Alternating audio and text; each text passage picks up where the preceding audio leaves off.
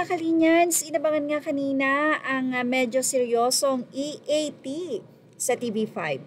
Ito'y matapos nga na magsalita si Jose at ipaliwanag niya sa mga netizen na pag nagkakamali tayo, ay dapat nating itong aminin, itama, mag-sorry. So ayan po ang ginawa ni Wally Bayola sa EAT nitong Friday, August 11, episode ng EAT sa TV5.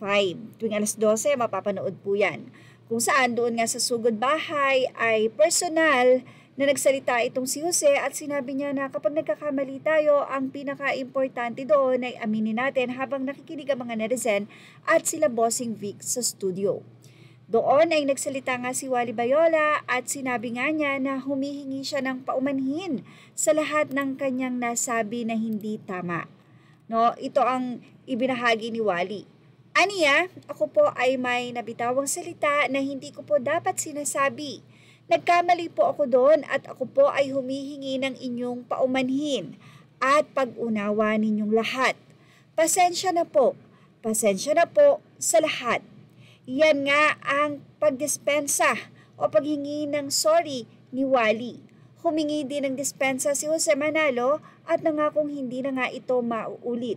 Samantala, sa nasabi nga pong pagsasalitang ito o pagsasorry ni Wally, ay hindi naman siya ginudge ng kanyang mga kasama sa show, especially si Bossing Vic Soto na nagpasalamat din kay Wally at humingi naman din ng paumanhin ito. Sabi niya, ang pagtatanggap ng pagkakamali ang mahalaga. Iyan ang sabi ni Bossing Vic. Kapag alam nating nagkamali tayo, ay dapat itinatama natin agad. So, marami mga netizen nga ang pumuri sa nasabi nga pong show, ang EAT. Sabi nga nila, dapat ganon. Kapag may pagkakamali, aminin dapat. Marami kasi ang medyo na-offend sa pagsasalita nga ni Wally ng mura, no? Na syempre alam natin na medyo hindi ito maganda. Lalong-lalo na nga na sila ay noontime show.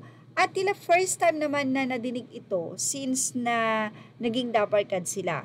Siguro talagang medyo hindi lang sinasadya ni Wally, pero the fact na nagsalita siya ng mura, ibig sabihin sa kanyang personal na kapag wala siya sa TV or nasa bahay siya, maaaring nagmura siya.